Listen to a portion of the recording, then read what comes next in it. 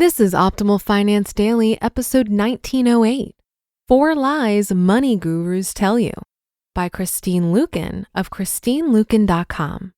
And I'm your host and personal finance enthusiast, Diana Merriam. We have a new author being featured today, Christine Luken.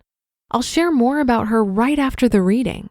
So for now, let's get right to it and start optimizing your life. 4 Lies Money Gurus Tell You, by Christine Luken of ChristineLuken.com. You might be avoiding your financial issues because of the lies money gurus tell you. Maybe you think that rescuing your financial dignity is going to be the equivalent of crawling across broken glass rather than the amazing adventure that it is. Here are the 4 lies money gurus tell you, and the real truth about rescuing your financial dignity once and for all. Lie number 1, you need a budget to make yourself behave with money. Like extreme diets, budgets come with high rates of failure. Why? Because they're focused on deprivation, what you can't do and what you can't have. How do you feel when you even hear the word budget? If you're like most people, it conjures up dread and you haven't even started. You don't need a budget, but you do need a plan, a prosperity plan. Truth. A prosperity plan motivates you to take action in support of your financial goals without feeling deprived. Doesn't a prosperity plan sound so much better than a budget? That's because it is. A prosperity plan focuses on what you want more of in your life and business. When you're clear on your preferred financial future, it becomes easy to redirect spending away from things that are unimportant to you and towards goals that excite you. A prosperity plan is more like a healthy eating plan rather than a crash diet. It definitely has room for portion-controlled fun as you pay off debt and build up savings. Lie number 2, follow this exact formula and get these results. You've heard it 1,000 times. If I can do it, you can do it. And it worked for me, so it will work for you. Money gurus like to prescribe a formula or a list of steps to take you from money chaos to financial success. But here's the thing, their formula might not work for you. I facilitated a financial literacy course of a well-known money guru for 10 years at my church. I noticed that the guru's formula worked for some people, but not for everyone. Here's why. 2 people can have the exact same problem, but require different solutions because their emotional drivers aren't the same. Truth, money management really isn't about math. It's emotional. Scientists have recently proven that humans make decisions emotionally, not logically. This is why a formula approach to personal finance doesn't work. Most money gurus give one answer to a particular problem, as if it's the only answer. Here's an example. Kate and Betsy are both overspending on restaurants.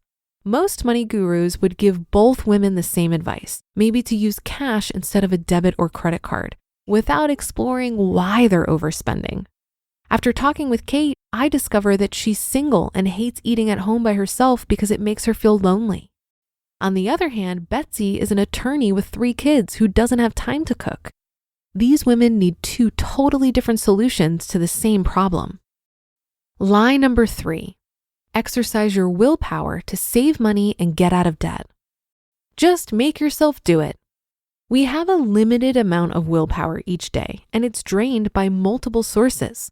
Walking past the plate full of donuts, resisting the urge to tell off a coworker, trying to remain civil in rush hour traffic, and avoiding the urge to click and buy on your favorite website. This is why it's harder to resist retail therapy or the extra glass of wine after a tough day. The good news is that you need very little willpower to save money and pay off debt. Truth, utilize the power of emotion and habit to easily save money and pay off debt. Emotions and habits are much stronger than willpower if you learn how to harness them to your advantage. I teach my clients how to emotionally charge their savings and debt reduction goals, which makes them want to do the right thing. By using a small amount of willpower, you can put good habits in motion by setting up automated transfers to pay extra on your debt, invest in your 401k, and pump up your savings account balance. That's much easier than counting on willpower, which may or may not be there when you need it. And line number 4, cut up your credit cards to keep from overspending.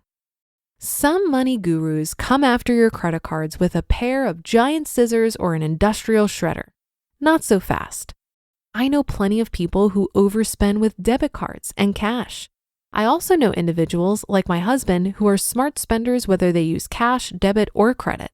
Yes, credit cards do make it easier to rack up purchases because it doesn't really feel like you're spending money until the bill shows up.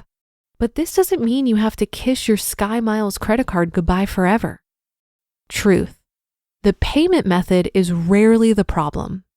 If someone is committed to rescuing their financial dignity, they can do it with or without a credit card.